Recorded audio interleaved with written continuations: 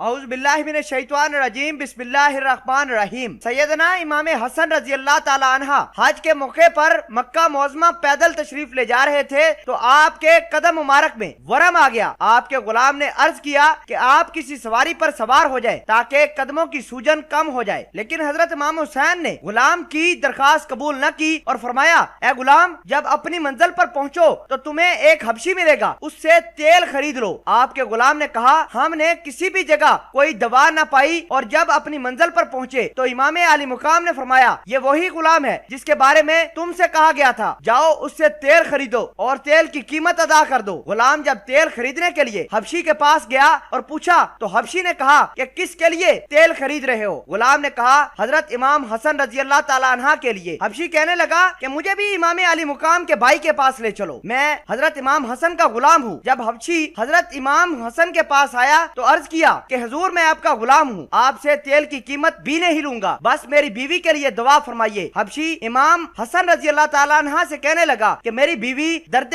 درزہ میں مبتلا ہے، آپ دعا کیجئے کہ میرے کو اللہ صحیح العزا بچہ عطا فرمائے۔ امام علی مقام کے بھائی نے فرمایا، گھر جاؤ، اللہ تمہیں ویسا ہی بچہ عطا کرے گا جیسے تم چاہتے ہو، اور تمہارا ہونے والا بچہ ہمارا پیروکار رہے گا، ٹھیک ویسے ہی جیسے تم ہو۔ حبشی گھر پہنچا تو گھر کی حالت ویسے ہی پائی جیسے اس نے حضرت امام حسن رضی اللہ تعالیٰ عنہ سے پوچھی۔ اسی طرح ایک اور روایت میں حضرت امام حسن کے بارے میں کہا جاتا ہے کہ ایک مرتبہ آپ حضرت زبیر رضی اللہ تعالیٰ عنہ کے کسی صاحبزادے کے ساتھ سفر میں تھے، ایک خشک باغ میں کچھ دیر کے لیے قیام فرمایا۔ حضرت ابن زبیر نے کہا، کاش اس باغ میں کچھ تر و تازہ کھجور ہوتے تو ہم بھی کھاتے۔ حضرت امام حسن رضی اللہ تعالیٰ نے فرمایا، اے ابن زبیر، تازے کھجورہ کھانا چاہتے ہو؟ حضرت ابن زبیر نے کہا، ہاں حضور۔ حضرت امام علی مقام کے بھائی نے دعا کے لیے ہاتھ اٹھا کر کچھ تلاوت فرمائی۔ اچانک کھجور کا ایک درخت ظاہر ہوا اور اس کو تازہ کھجور لگے ہوئے تھے۔ حضرت ابن زبیر کے ایک ساتھی نے کہا، یہ تو جادو ہے۔ حضرت سیدنا امام حسن رضی اللہ تعالیٰ نے فرمایا، یہ جادو نہیں بلکہ اس دعا کا اثر ہے جو پیغمبر خدا صلی اللہ علیہ وسلم کے بیٹے نے کی تھی۔ پھر لوگوں نے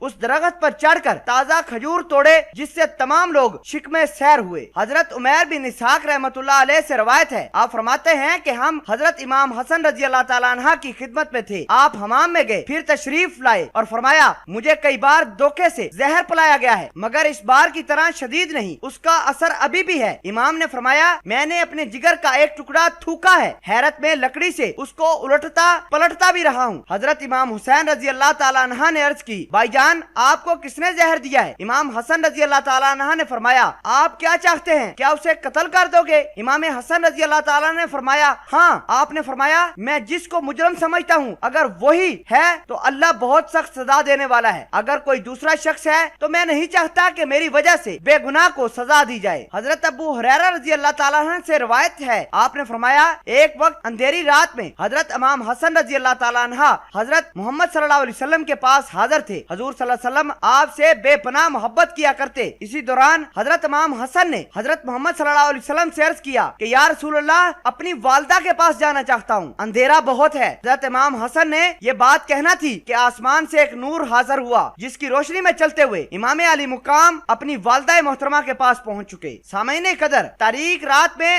آسمان سے روشنی کا ظاہر ہونا اور اس روشنی میں چلنا حضور اکرم صلی اللہ علیہ وسلم کے فیضان سے امام حسن رضی اللہ تعالی عنہ کی کرامت تھی۔